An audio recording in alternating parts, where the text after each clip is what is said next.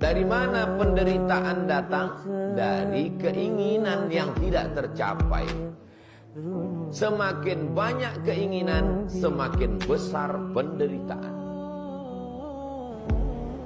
Keinginan sumber penderitaan. Kenapa orang gila tidak menderita? Karena nggak ada keinginan.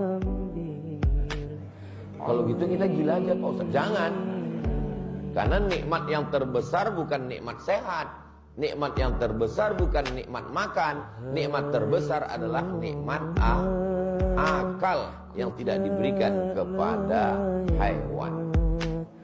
Allahumma inni a'udzubika minal hammi. Kesusahan, galau, gundah gulana disebabkan banyaknya keinginan. Memang Ustaz Somad gak punya keinginan. Saya masih punya keinginan. Ingin Ustaz apa?